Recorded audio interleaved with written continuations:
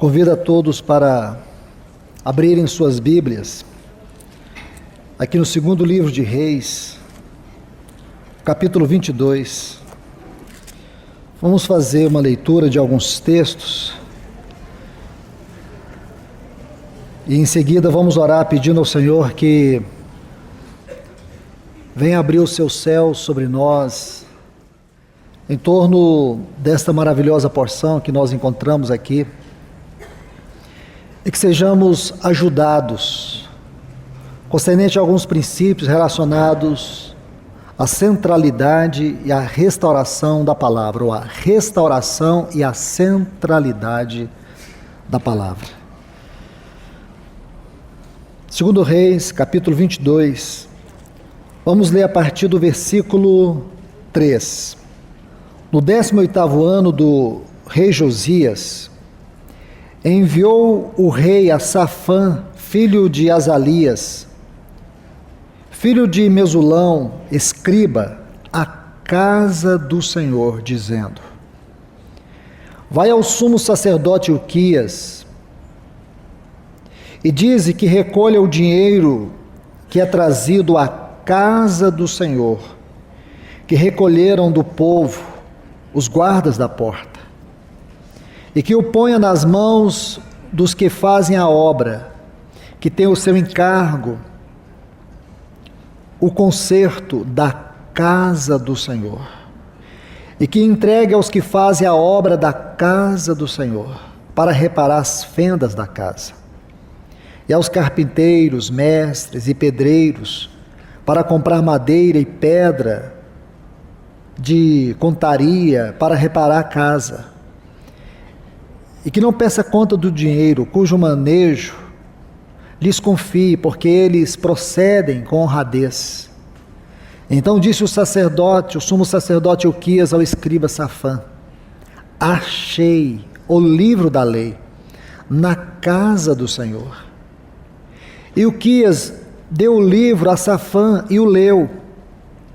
Vindo depois o escriba Safã ao rei, deu-lhe conta e disse: teus servos recolheram o dinheiro que foi achado no templo, e o entregaram aos mestres de obra, que têm o seu encargo, o conserto da casa do Senhor. Também o escriba Safã declarou ao rei: o sacerdote Ilquias deu-me um livro, e Safã o leu diante do rei. E ao ouvir o rei as palavras do livro da lei, rasgou suas vestes.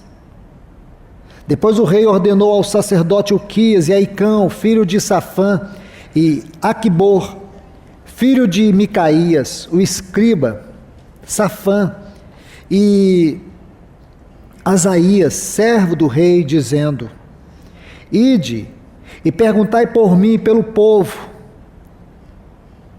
e por todo o Judá, acerca das palavras deste livro, que foi achado, porque é grande a ira do Senhor que se acendeu contra nós, visto que nossos pais não escutaram as palavras deste livro, para fazer conforme tudo o que nos foi escrito nele.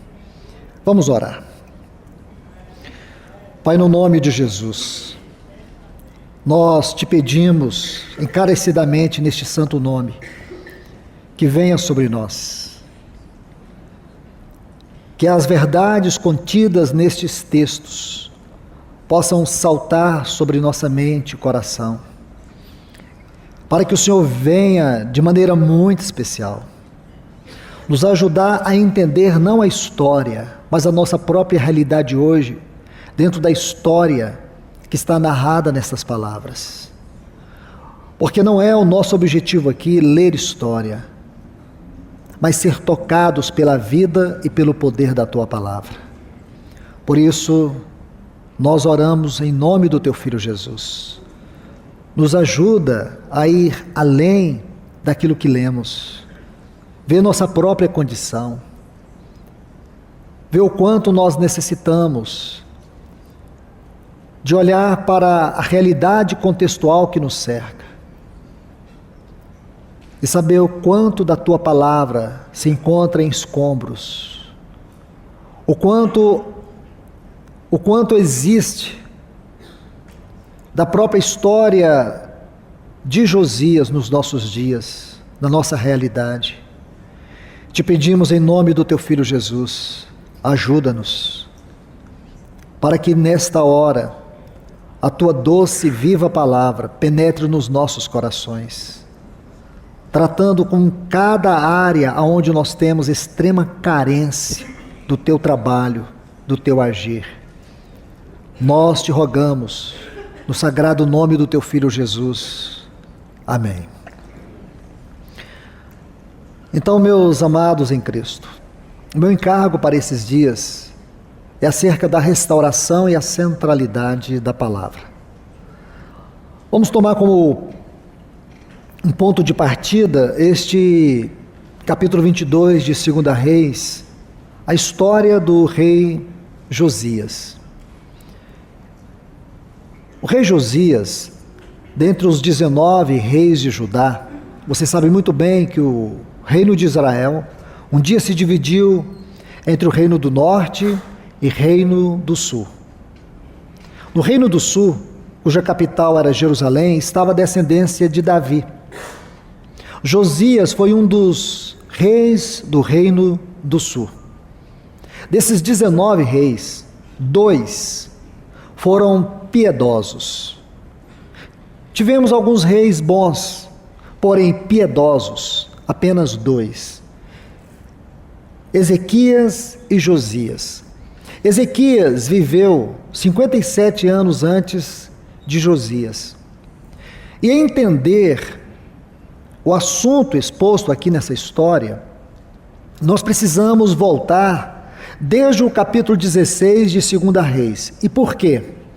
Porque desde o capítulo 16 de 2 Reis, todo o contexto no que diz respeito à história de Josias é construído. Então entendam bem, nós precisamos ler toda a história a partir do capítulo 16 de 2 Reis. Aqui nós vamos encontrar a história de Acás. Acás foi o pai de Ezequias. Ezequias foi o pai de Manassés. Manassés foi o pai de Amon e Amon foi o pai de Josias. Então você precisa ler todas estas histórias. E você vai ver que, em primeiro lugar, o rei Acás foi um rei perverso. Este rei tinha um coração maligno. Ele procurou destruir aquele templo que Salomão construiu. Ele não apenas procurou destruir, mas o que ele não conseguiu destruir, ele profanou. A ponto de ir em Damasco e ver um altar pagão. E ele pediu que fosse feito um modelo, uma cópia, um projeto desse altar. E enviou esse projeto para os artífices, os arquitetos, lá em Judá. E eles removeram o altar do sacrifício. Você sabe que o altar do sacrifício é uma tipologia da cruz, da doutrina da cruz.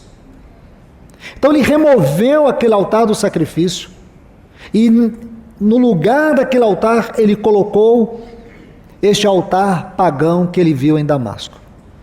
Este foi apenas um dos terríveis feitos do rei Acás. Ele demoliu, ele destruiu. Havia muitos escombros no templo. Quando o rei Ezequias veio, ele promoveu uma grande reforma, mas não foi uma reforma completa, porque era um momento difícil do ponto de vista político, não apenas do ponto de vista espiritual, mas Judá vivia uma grande crise política e também havia ataques.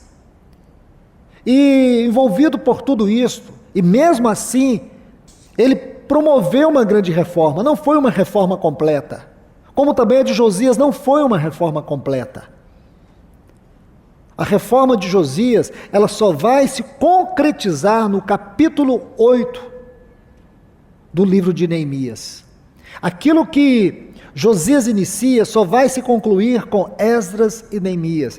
Mas antes de olharmos isso, vamos focar aqui, para entender toda essa realidade contextual dos capítulos 22 e 23 do livro de 2 Reis. Então nós estamos vendo aqui,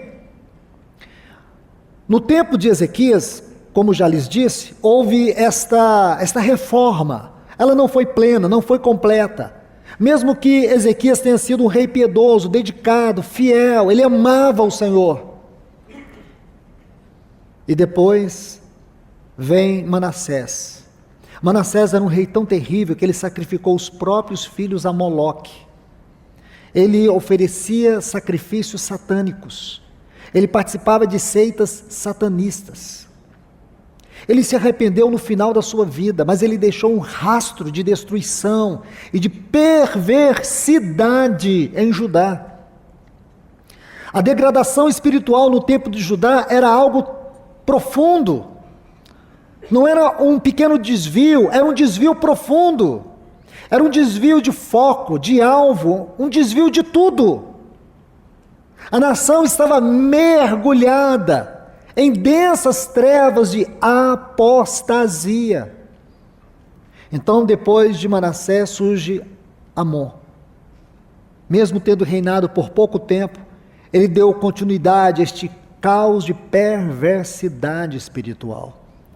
É neste ambiente de densas trevas, de um profundo afastamento, que surge o rei Josias, uma criança de 8 anos, e que, graças a Deus, sua mãe teve uma grande influência na vida dele. Aí nós vamos para este texto que começamos no capítulo 22 de 2 Reis, no 18º ano, isto é, ele tinha 26 anos. Josias, ele tem o seu nome profetizado aproximadamente 300 anos antes de nascer. Se você ler 1 Reis, capítulo 13, versículo 2, o nome de Josias é mencionado. Isso é muito especial, meus irmãos. Este rei tem o seu nome mencionado aproximadamente 300 anos antes de nascer, quando inicia-se a divisão do Reino do Norte e Reino do Sul. E aqui o seu nome é mencionado numa linda profecia. E quando este jovem surge no trono, e graças a Deus, muito bem amparado, de pessoas com uma grande envergadura espiritual, ele procura fazer uma reforma na casa de Deus, remover todos os entulhos que haviam ainda desde a época de Acás. Este era o objetivo dele: ordenar as coisas, limpar, reestruturar, reorganizar. E é neste ambiente que nós temos que ver o que espiritualmente está acontecendo e o que realmente Deus quer nos falar.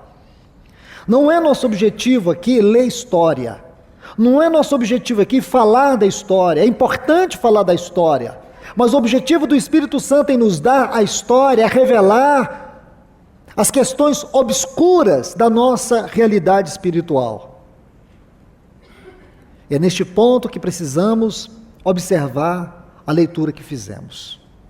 Aqui eu desejo destacar algumas coisas, e chamo a atenção de vocês para cada uma delas, porque à medida que nós formos vendo estes pontos, estes detalhes, nós vamos entender a mente do Espírito Santo nesta palavra. Então vamos observar alguma coisa aqui. A primeira delas, que eu chamo a atenção de todos vocês, é para a frase casa do Senhor. E por quê? Lembre-se que nós estamos vendo este capítulo 22 a partir de um contexto. Este contexto inicia-se no capítulo 16 de 2 Reis, desde Acás. Eu lhes dei aqui uma visão panorâmica disso. Encorajo vocês a ler cuidadosamente todos estes capítulos. Então observe.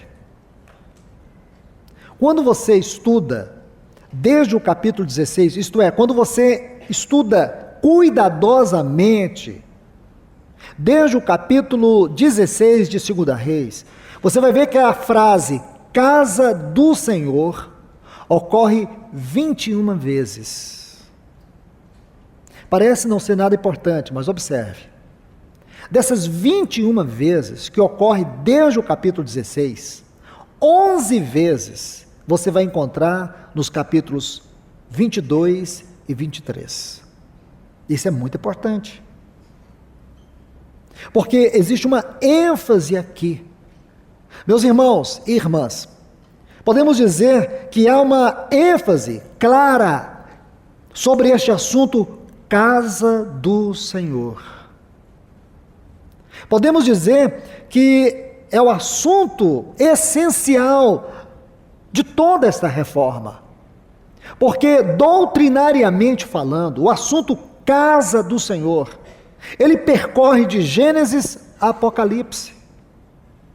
Primeiro nós vemos este assunto no capítulo 2 do livro de Gênesis. Na figura daquela mulher, quando a Bíblia diz que Deus levou Adão a um sono e tirou da sua costela e a transformou numa mulher. Gênesis 2, 22. Essa palavra transformou vem de um vocábulo hebraico, baná. Se você quiser estudar só no livro de Gênesis, você vai ver muitas ocorrências desta palavra. Significa edificou. Um exemplo, aqui em Gênesis 4,17. Vamos pegar apenas esse texto. Se você não quiser abrir, eu vou citar rapidamente. Quando diz que Caim edificou uma cidade, ele chamou Enoque, o nome do seu filho. Então Caim edificou, Gênesis 4,17. Aqui está a palavra, a mesma que é usada no versículo 22 de Gênesis capítulo 2. Baná, edificou. O homem foi criado, a mulher edificada. E isso corresponde fielmente àquilo que o nosso Senhor disse lá em Mateus capítulo 16. Eu edificarei minha igreja. Essa mulher aqui é uma figura da igreja. Porque quando Deus criou Adão, ele tinha em sua mente Cristo. E quando ele criou esta mulher, ele tinha na sua mente a igreja. O assunto Cristo e a igreja percorre toda a Bíblia. Casa de Deus, casa do Senhor, templo, igreja. São verdades espirituais para comunicar uma realidade profunda em Deus. Nós somos esta casa espiritual, mas vamos entender isso doutrinariamente para compreender o que realmente está acontecendo aqui e o que é que Deus quer nos falar. Então, se você entende que esse assunto, ele inicia aqui em Gênesis 2:22 e vai até Apocalipse capítulo 22, temos que entender que é um dos assuntos elevados da revelação de Deus na sua palavra.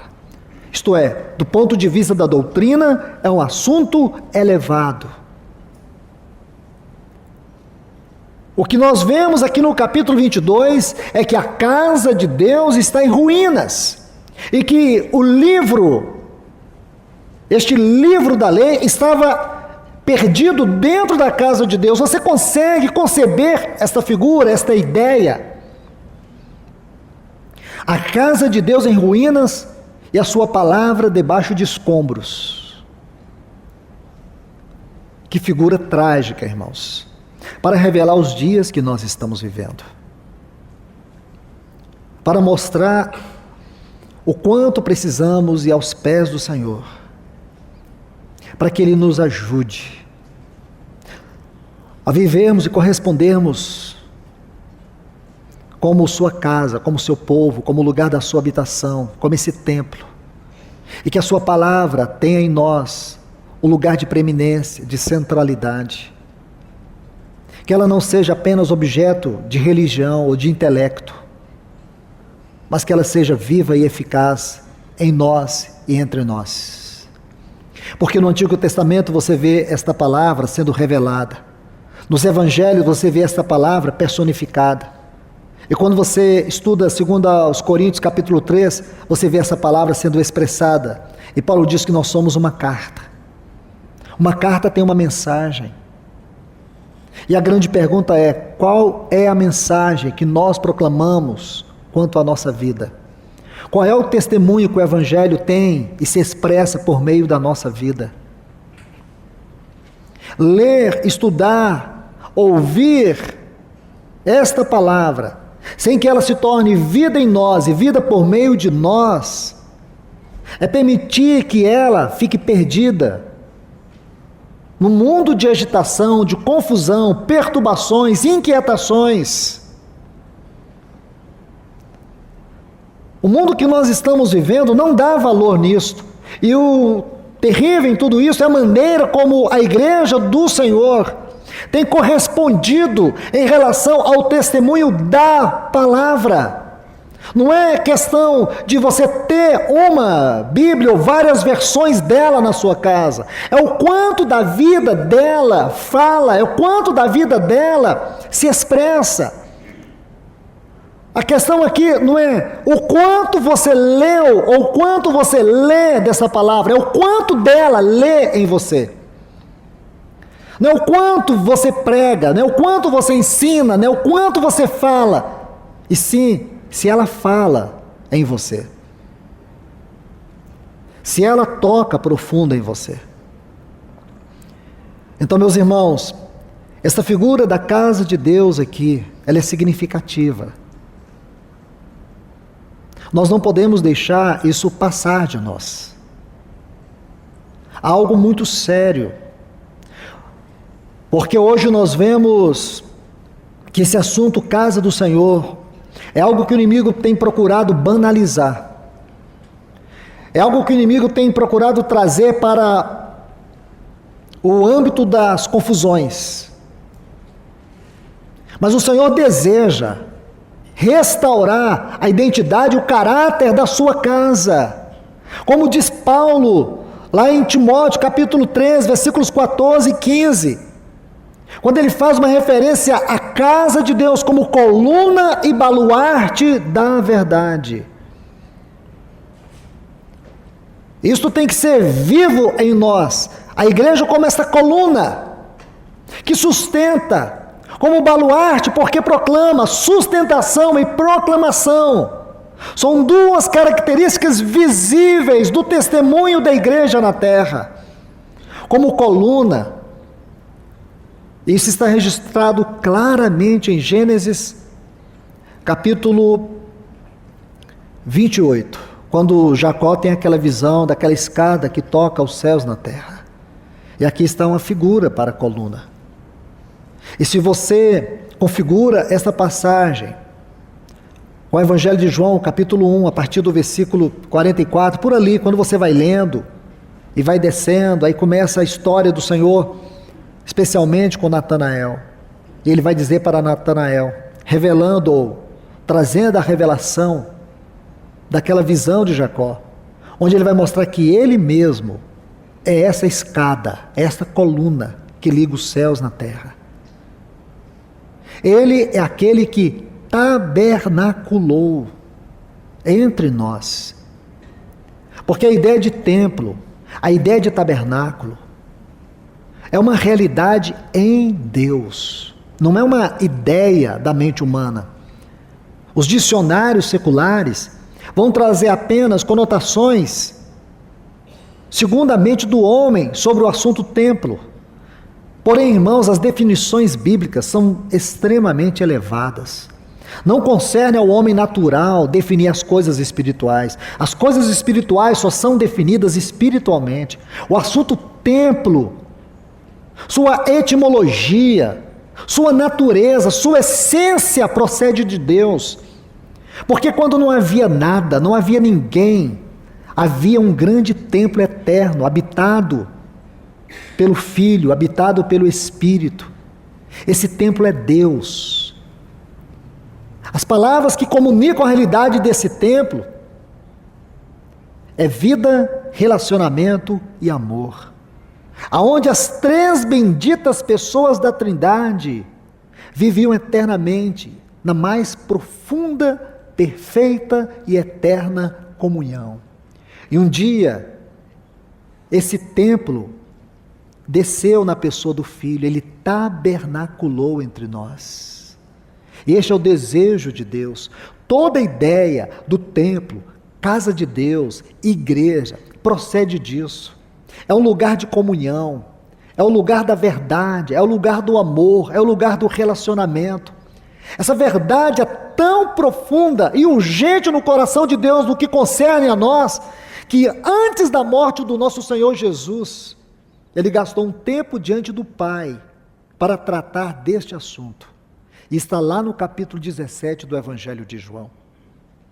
Isso tem a ver com a sua casa, isso tem a ver com a igreja, não tem a ver com instituição, tem a ver com o organismo vivo. Esse organismo vivo, essa realidade viva, é o que o Senhor reivindica, é o que o Senhor busca nesta hora que nós estamos vivendo. Meus irmãos, nós vivemos um tempo, um momento singular do ponto de vista da nossa vida cristã, da nossa vida espiritual. Santos do passado dariam tudo para poder viver esta hora que nós estamos vivendo. Os santos do passado, eles morreram sem poder experimentar esta hora que nós estamos vivendo. Jesus, quando chegou no momento mais sublime do seu ministério, ele ora ao Pai e diz: Pai, é chegada a hora, glorifica o teu filho para que o teu filho glorifique a ti. Aquela hora para ele era sublime, era o ápice do seu ministério. Assim também nós, irmãos, nas nossas limitações, no nosso chamamento, na nossa vocação como igreja, como povo de Deus, estamos vivendo a nossa, a nossa hora. Nós estamos vivendo um momento singular. Irmãos, nós estamos lendo a palavra de Deus e vendo as profecias se cumprir diante dos nossos olhos. E faltam apenas 3% delas para fechar todo o cânon profético. Nós estamos vivendo, como o nosso irmão nos lembrou ontem, o Senhor está entrando na sala. Nós estamos vivendo a iminência de vê-lo face a face, algo que nenhuma outra geração pôde viver. E nós estamos aqui. Não é hora para acomodar, não é hora para baixar nossas armas, não é hora para desvios, não é hora para perdermos tempo. Nós estamos vivendo a iminência da volta do nosso Senhor, de ouvir o clangor da trombeta. Estamos aqui no momento singular da nossa vida, escrevendo as últimas linhas do livro de Atos dos Apóstolos, porque este livro não tem fim, ele continuou conosco, continuou com a igreja em todos os séculos passados. Se você ler o livro de Atos, você vai perceber, ele não tem fim, porque ele continuou com a era dos apóstolos, e a seguir cada uma delas, e continua conosco. Que momento é esse, irmãos? Que privilégio é para nós ouvir falar da volta do nosso Senhor. E agora nós estamos vendo aqui que o inimigo tem trabalhado arduamente, de maneira perseverante em todos esses séculos, para destruir a casa de Deus, para destruir o seu testemunho, para aprisionar o povo de Deus nesta era, neste momento, que tem sido consumido por uma mente secular. O secularismo tem tomado o lugar daquilo que é espiritual. O formalismo tem tomado o lugar daquilo que é devocional. E tantos entulhos têm vindo sobre o povo de Deus, têm vindo na casa de Deus. Quantos entulhos existem dentro da nossa casa, irmãos, que tem impedido a vida devocional, que tem roubado de nós o lugar da comunhão e da oração. Quantos entulhos no nosso casamento, quantos entulhos na criação dos nossos filhos. Estamos vivendo numa geração de homens caídos, mulheres caídas. Coisas que há 20, 30 anos a sociedade reprovava, hoje faz parte da cultura de um povo, cultura de uma sociedade. Coisas que os nossos pais e avós repudiavam, a sociedade no tempo deles, tinham nojo, a nossa sociedade acata, aceita, pratica, ensina, institui. Porque esta geração é a geração descrita na palavra de Deus como fazendo parte deste contexto profético. E nós estamos vendo isso, irmãos. Será que nós temos discernido essas trevas? Quanto mais aproximamos da vinda do nosso Senhor, mais as trevas se intensificam. E o quanto de trevas, desses entulhos, estão dentro da nossa realidade de igreja, dentro dos nossos lares, da nossa vida. E o objetivo de todo esse entulho é sufocar a palavra. Deixe-me mostrar algo para vocês, fundamentar este ponto, acerca daquilo que nós estamos vendo aqui, em 2 Reis, capítulo 22. Então nós temos aqui, primeiro, a casa de Deus. Vamos colocar mais um ponto, e aqui eu preciso colocar uma moldura da palavra, para que encerremos esse período. O segundo ponto é a palavra de Deus sobre escombros. A palavra de Deus é entulhada. Essa é uma outra figura que nós encontramos aqui no capítulo 22. Primeiro, a ênfase na casa de Deus. 11 vezes. Desde o capítulo 16 de 2 Reis até o capítulo 23, são 21 menções dessa frase, casa do Senhor. 11 vezes nesses dois capítulos que corresponde à história de Josias. Agora, um outro ponto. A palavra de Deus debaixo de entulhos. É isso que você vai ver. A palavra de Deus entulhada. A tradução rabínica diz que esses entulhos estavam ali desde a época de Acás. Se você ler especialmente o capítulo 16, os versículos 10 a 19, você vai ver que os entulhos estavam ali desde a época de Acás. E por incrível que pareça, a palavra de Deus estava ali, debaixo dos escombros.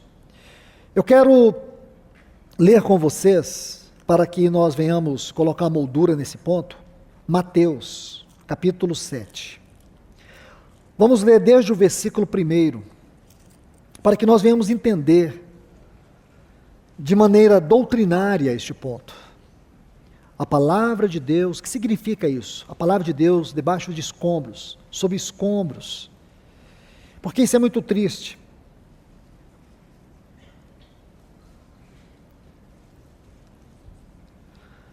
Quando nós olhamos esse quadro, nós precisamos ficar incomodados. Nós precisamos ficar profundamente tocados. Irmãos, há um grande risco quando nós lemos a Bíblia apenas vendo história. Há um grande risco quando nós estamos lendo a Bíblia e ela não está nos lendo. Há um grande risco quando você lê a Bíblia com a mentalidade meramente acadêmica, religiosa.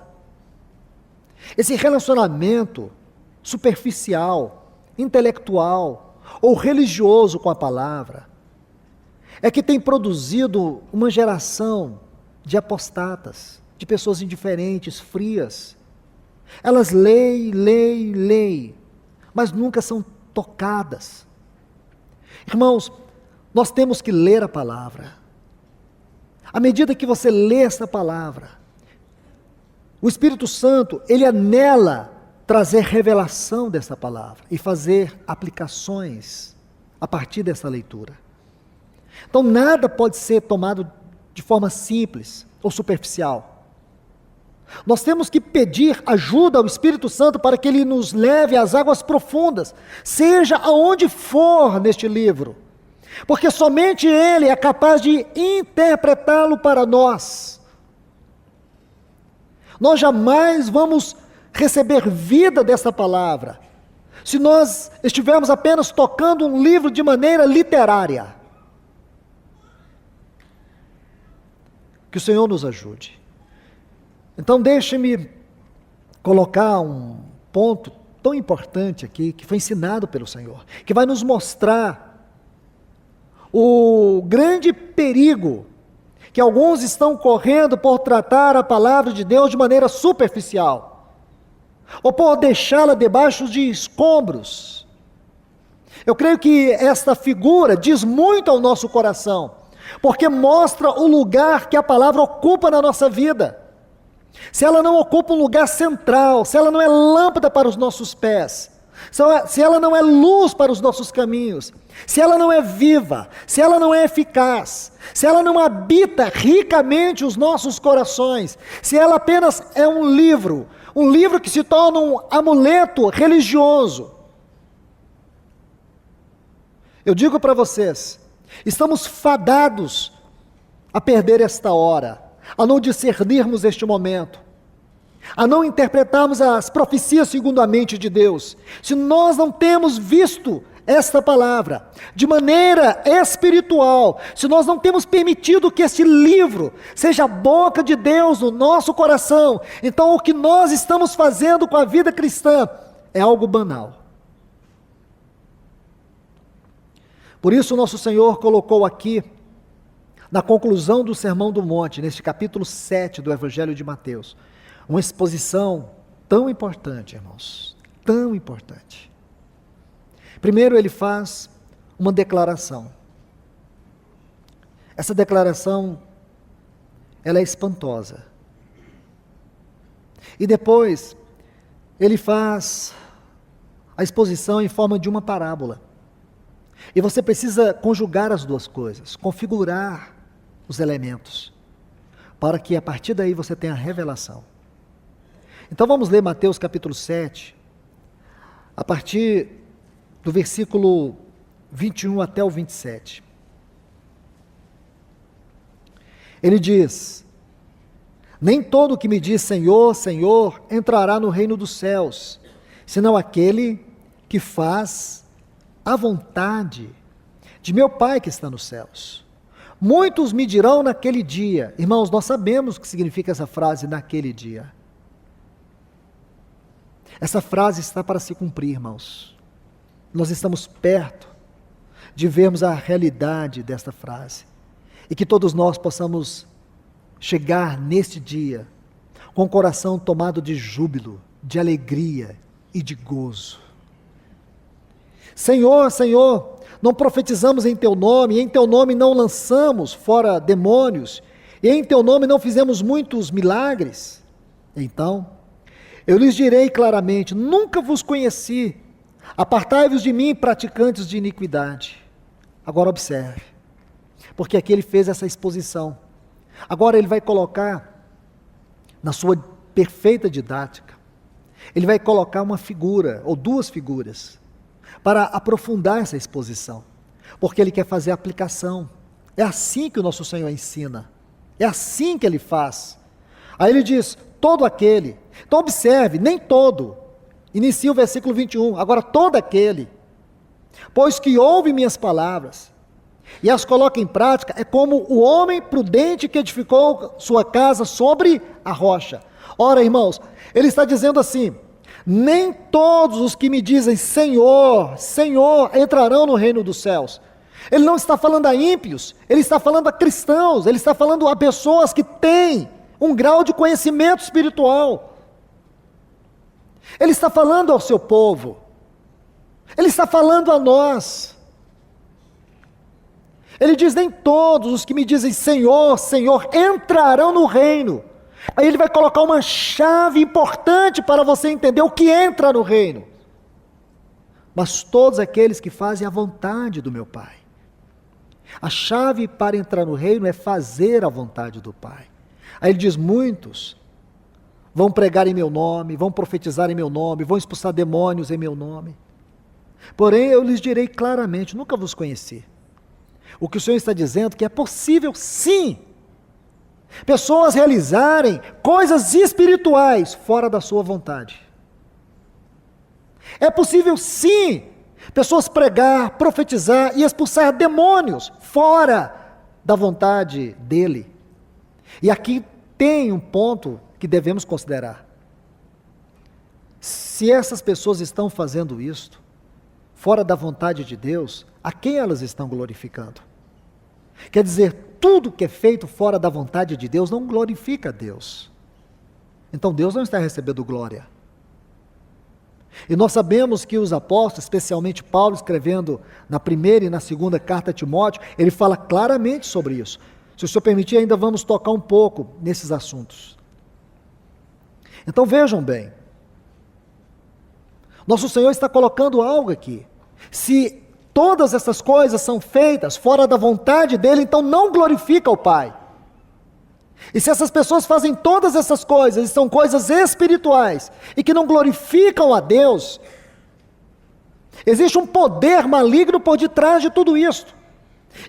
Essas coisas, elas têm como foco não a Deus, mas o próprio inimigo, porque elas desonram a Deus em suas obras, por mais espirituais que elas julguem ser. Mas irmãos, agora o Senhor vai colocar os fundamentos que você vai entender. Ele diz assim: todo aquele, pois, que ouve minhas palavras e as coloca em prática, é como o homem prudente que edificou sua casa sobre a rocha. Desceu a chuva. Chuva aqui fala de aflições. Aí diz assim: desceu a chuva, preste bastante atenção. Aqui nós temos os elementos da natureza. Eu vou ler como eu acredito que está a maioria das versões de vocês, que eu estou lendo na Reina Valera. Diz assim: vieram os rios. Rios aqui são provas que resultam das perseguições. Depois você vai ter o quê? Ventos, que são tentações. E depois as chuvas impetuosas, que são as aflições temporais. Estas três coisas aqui vieram contra este que ouve e pratica a palavra. Aí diz assim: desceu chuva e vieram torrentes, sopraram ventos, investiram contra aquela casa. Está vendo? E ela não caiu porque havia sido alicerçada sobre a rocha. Vamos parar aqui. O que significa uma casa alicerçada sobre a rocha? Como que nós podemos definir aqui, nas palavras do nosso Senhor, uma casa que é edificada sobre a rocha? O Senhor está dizendo que uma casa edificada sobre a rocha tem por fundamento ouvir, está vendo? E praticar sua palavra. Porque a palavra primeiro, ela vem para dentro, depois ela sai para fora. Está vendo, irmãos? Vou repetir isto, porque parece simples, mas não é. Primeiro a palavra entra, depois ela sai. E aqui você vai entender, segundo aos Coríntios, capítulo 3, quando Paulo diz que nós somos uma carta escrita pelo Espírito de Deus. Nós somos uma carta lida. Sabe o que significa isso? Essa carta lida, isto é o Evangelho. Este é o Evangelho. O Evangelho não é algo que está escondido no nosso coração apenas, mas é algo que é visto na nossa vida, no nosso casamento, no nosso testemunho. Você não precisa abrir a boca para pregar, sua vida tem que falar, porque você é uma carta. Aqui está o Senhor dizendo que uma casa edificada sobre a rocha é uma carta. A palavra entrou e ela saiu. A palavra tem que sair. E esse sair não são nossas boas virtudes. Porque em nós não habita bem algum, até em nossas boas virtudes. Existe um foco ególatra. Nas nossas boas ações, existem motivações pervertidas, secretas, que visam o nosso próprio ego. O que nós precisamos entender que o trabalho da palavra dentro é um trabalho mortal. Ela vem como uma espada, ela dissipa, ela corta, ela quebra, ela rompe tudo aquilo que resiste o trabalhar do Espírito. E o que flui disso aí são as virtudes morais do nosso Senhor Jesus, que são as evidências de um caráter transformado pelo trabalho da palavra. Então aqui nós temos que entender, ouvir e praticar. Porque a gente pensa que ouvir a palavra e praticar a palavra é fazer boas ações. O praticar a palavra é o resultado da obra do Espírito Santo que evidencia as virtudes morais do nosso Senhor Jesus. Aí você vai ser confrontado com situações difíceis que, humanamente falando, você não consegue viver e nem corresponder e nem agradar a Deus. Veja, por exemplo, os mandamentos, ensinos do Senhor por meio de Paulo, concernente aos maridos e às esposas, lá em Efésios capítulo 5. Quando ele diz que as esposas devam ser submissas aos seus maridos, que os maridos devam amar as suas esposas, as esposas devem ser submissas aos seus maridos como ao Senhor, isto é, em tudo. Na submissão da mulher, ela está glorificando o Senhor. Então as irmãs devem fazer a pergunta: será que a minha maneira de me submeter ao meu marido, eu estou glorificando o Senhor? Então o que significa? Significa é que você ouviu a palavra, mas não está praticando a palavra. Se você não consegue corresponder, na prática você está falhando. Se você estiver falhando na prática, veja bem, vai vir os rios, vai vir provas, vai vir tentações, aflições, e você vai falhar em todas elas. Sabe por quê? Porque a casa não está edificada sobre a rocha. Edificar a casa sobre a rocha não consiste apenas em ouvir a palavra, mas porém praticar a palavra. Da mesma forma os maridos. O Senhor diz, por meio de Paulo, que nós devemos amar as nossas mulheres como Cristo amou a igreja. Eu pergunto aqui, alguém se habilita por si mesmo, de si mesmo, corresponder fielmente a esse mandamento? Você consegue? Seria para mim a maior surpresa da vida, se o marido disser: irmão, graças a Deus tenho conseguido. Nunca. Nunca. Se não é um trabalho profundo da palavra, esmagando o nosso amor carnal, erotizado, interesseiro.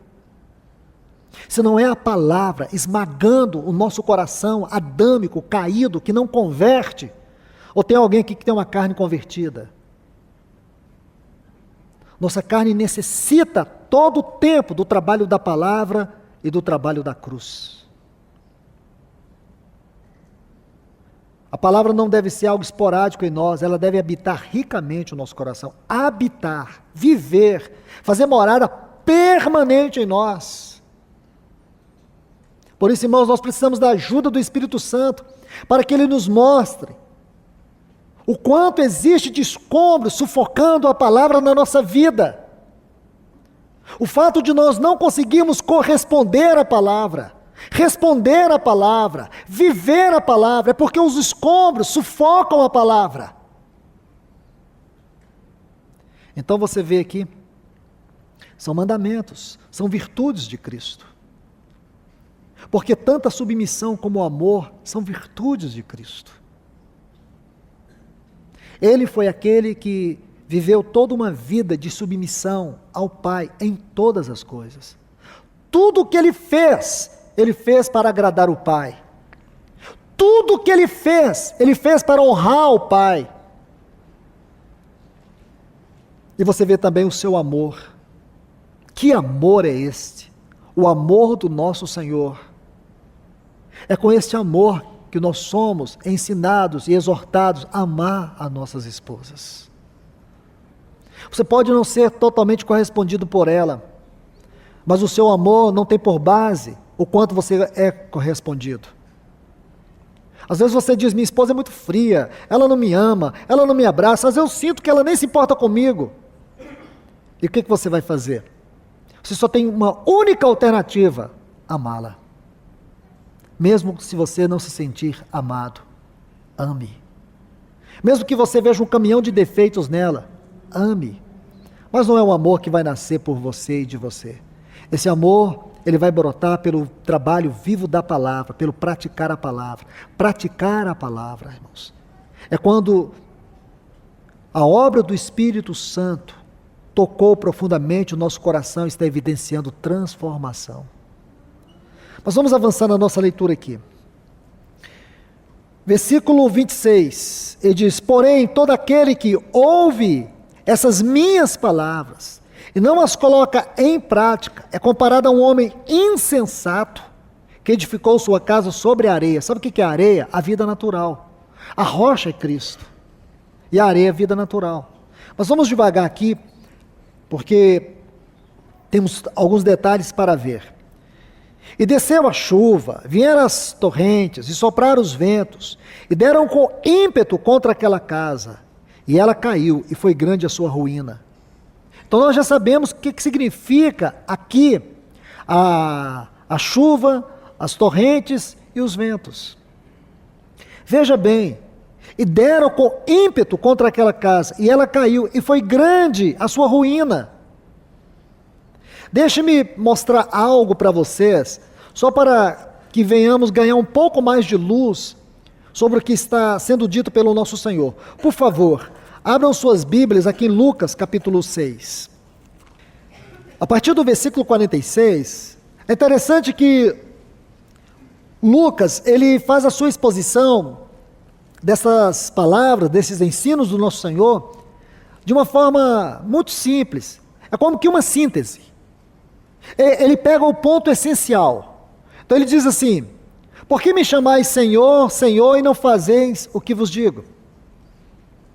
O Senhor Jesus diz: nem todo que me diz Senhor, Senhor entrará no reino dos céus. A exposição em Mateus, ela é muito ampla.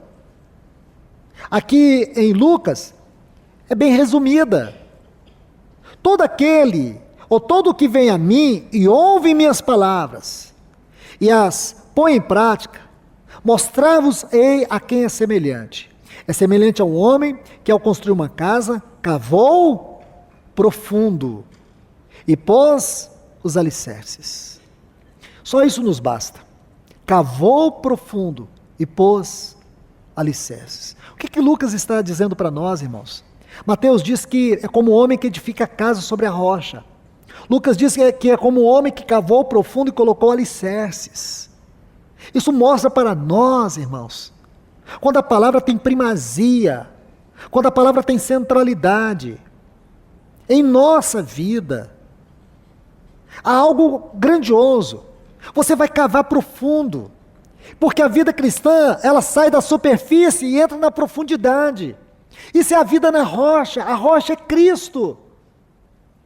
Paulo faz uma exposição doutrinária sobre este assunto em 1 Coríntios capítulo 3, a partir do versículo 10. Então, se você quer ter uma exposição doutrinária sobre o que significa edificar a casa sobre a rocha, então você vai para 1 Coríntios capítulo 3, a partir do versículo 10, e você vai ver o que significa isto, edificar a casa sobre a rocha, sobre o fundamento.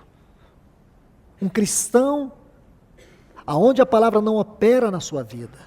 Como diz o nosso Senhor Jesus aqui: aquele que ouve essas palavras e não as coloca em prática, isto é, a palavra não tem uma ação e nem uma reação. Se em nossa vida a palavra não tem uma ação, que é o seu trabalho interior, e não tem uma reação, que é o seu trabalho exterior, ele diz que é como o homem que edificou a sua casa sobre a areia. A areia é a vida natural. Ele não pode responder ao Senhor. O que significa isso? Nem todos os que me dizem Senhor, Senhor, entrarão no reino dos céus, mas aqueles que fazem a vontade de meu Pai que está nos céus. É impossível uma pessoa fazer a vontade de Deus vivendo a vida natural. É impossível uma pessoa corresponder à vontade de Deus edificando a sua casa com base na sua vida natural. Nossa vida é edificada pelo trabalho da palavra numa rocha. Nossa vida, ela é trabalhada pela palavra. Isso nos leva a cavar mais profundo, a ter uma realidade mais profunda e não vivermos na superfície do natural. É aqui, irmãos, que as provas, é aqui que as tentações, é aqui que aquelas aflições temporais têm prevalecido sobre a vida de muitas pessoas. Eu não sei no contexto de vocês, mas no contexto que eu tenho vivido de maneira geral, a quantidade de cristãos que estão fazendo tratamento contra a depressão é algo assustador. Assustador. Hoje é provado cientificamente que a depressão é uma doença, como uma doença cardíaca, como qualquer outra doença no nosso corpo. A questão é que ela é uma doença da mente. Todos nós somos vulneráveis a essa doença. Tem um livro escrito que fala sobre a depressão de Spurgeon. Muito importante para você entender, é uma doença. Porém, essa doença, ela pode ser facilmente tratada quando você entende o lugar, a centralidade, a obra, o trabalho, a vida, o poder da palavra. Porque aqui você vai ver se a nossa vida está sendo edificada sobre a areia, sobre a nossa vida natural. Onde está a nossa esperança, irmãos? As nossas expectativas, as nossas preocupações, as nossas inquietações. Deixe-me mostrar esse ponto particular. Aqui no capítulo 13 de Mateus, por favor. O versículo 4 diz: e quando semeava, parte da semente caiu junto ao caminho, e vieram as aves dos céus. Está vendo aí? Aves dos céus. Se você vai aqui no versículo 19, eu vou fazer isso rapidamente para que a gente ganhe tempo na leitura. Olha o versículo 19 deste capítulo 13. Quando alguém ouvir a mensagem do reino e não entender, vem o maligno e arrebata o que foi semeado em seu coração. Este é o que foi semeado junto ao caminho. Então, olhe bem, versículo 4. E quando semeava, parte da semente caiu junto do caminho, e vieram as aves dos céus e comeram. Meus irmãos, este capítulo 13 aqui é tão importante, porque ele vai mostrar para nós o quanto do inimigo é investido no momento que a palavra é semeada. Ouvir a palavra é um ato de grande responsabilidade espiritual. Nós precisamos cuidar do nosso coração, da nossa mente, e às vezes até do ambiente onde nós estamos, quando a palavra é ministrada, porque o inimigo fará de tudo para te distrair. O objetivo aqui, essas são palavras do nosso Senhor. Quando a palavra é ministrada e você deixa que ela caia à beira do caminho, fique na superfície, o inimigo vai te roubar tudo que foi semeado. E aqui o Senhor diz que a palavra é uma semente. A semente tem o poder da multiplicação da vida. Na semente está o fruto. Estão vendo? Então, meus irmãos, isso é claro e tem que ser claro para nós. Satanás fará de tudo para roubar o que Deus está ministrando a você. Então trate com seriedade a palavra, seja cuidadoso no ouvir, porque a nossa geração está perdendo esse sentido, ouvir. Nós estamos sendo uma geração tomadas pela visão. Hoje tudo é ver. Ver, os olhos se tornou o órgão fundamental da vida. Irmãos, entre o ouvido e a visão existe uma diferença enorme. Ouvir é mais importante do que ver. Porém, a nossa geração está sendo ensinada que ver é melhor do que ouvir. Os olhos alimentam a nossa alma, o ouvido alimenta o nosso espírito. Quando o ouvir governa o ver, aí nós podemos tocar a visão celestial. Mas quando o ver, só o que ver, quando somos escravizados pelo ver e queremos controlar o ouvir, nós sufocamos o espírito. Nós sufocamos a palavra. E você vai ver que a ênfase da Bíblia não é no ver, é no ouvir. Quando Paulo diz para o rei Agripa que ele não foi desobediente à visão celestial, ele teve uma visão, mas seja cuidadoso quando ler Atos 9, porque primeiro, a ênfase lá está em ouvir. Ele ouviu uma voz que disse: Saulo, Saulo, por que me persegues? Isto é, a visão celestial veio por meio não da visão, da audição. Compreende? Aquela visão celestial se derramou nele à medida que ele ouviu. A ênfase da Bíblia é ouvir. Quem tem ouvidos, ouça o que o Espírito diz às igrejas. Porque ver pode criar imaginações e ilusões. E é aqui que o Espírito quer nos corrigir. Então, meus irmãos, vamos adiantar. Versículo 5, outra parte caiu em pedregais, onde não havia muita terra, e logo brotou, porque não tinha terra funda, não cavou fundo. Veja os versículos 20 e 21. O que foi semeado em pedregais é o que ouve a palavra, e logo recebe com alegria, mas não tem raiz em si mesmo. Antes é de pouca duração, pois ao chegar a aflição, ou a perseguição por causa da palavra, tem tudo a ver com o que lemos lá em Mateus 7. Logo se escandaliza.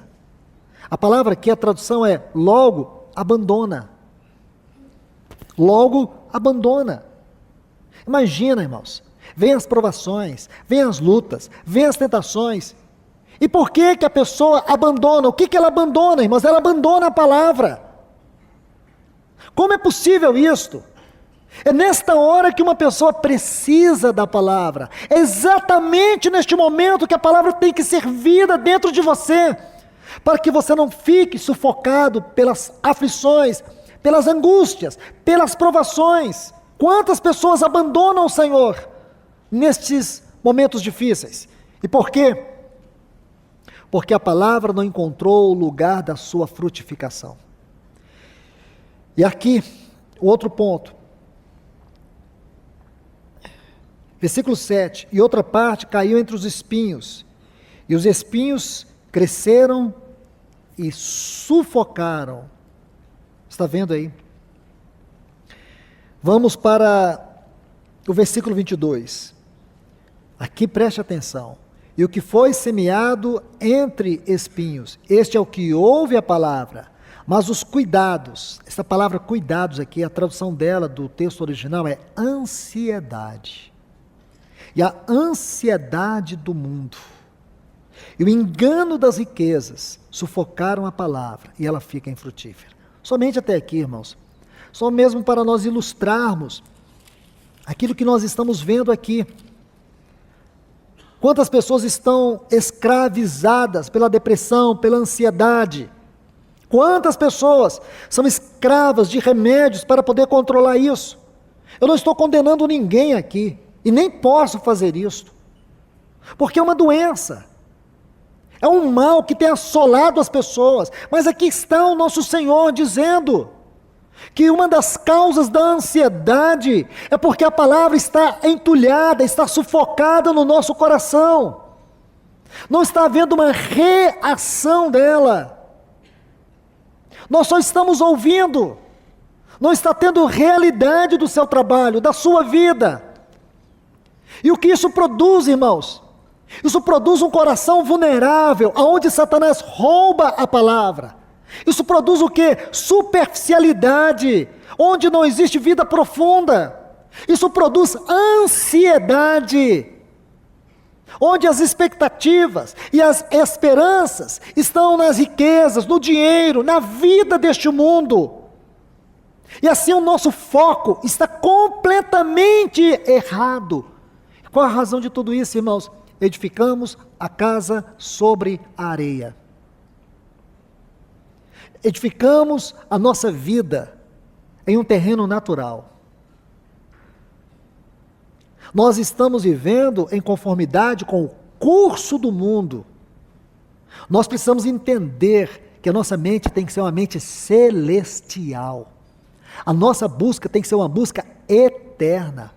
Nossos pés estão na terra, mas o nosso coração está nos céus. É porque nós não temos elevado o nosso coração aos céus, estamos sendo sufocados pelas coisas deste mundo. Tentamos resolver tudo na esfera do terreno, na esfera natural. Nosso país vive uma terrível crise. E aonde nós temos buscado resposta? Aonde estão os resultados? Os resultados não estão nas crises. Os nossos resultados estão em Cristo. E a sua palavra, como lâmpada, como luz, é que vai nos guiar, é que vai nos conduzir, para que nós possamos, de maneira segura, caminhar nessa terra. Porque dias tenebrosos, mais do que estes que nós estamos vivendo, virão. E como nós vamos permanecer firme diante das torrentes, diante dos ventos, diante das tempestades? Como nós poderemos estar firmes? Só uma única razão: se a palavra encontrar em nós um lugar seguro para ela habitar e ser vida, para ela agir e para ela reagir. Aí sim, irmãos, 1000 cairão ao nosso lado, 10.000 à nossa direita, mas nós estaremos firmes, porque nossa vida está sendo edificada sobre a rocha. Jamais podemos afirmar que nós estamos em Cristo, se a sua palavra não está em nós. O Senhor Jesus diz assim: se alguém me ama, guardará as minhas palavras, João 14, 23, e o Pai o amará, e viremos para ele, e faremos nele moradas.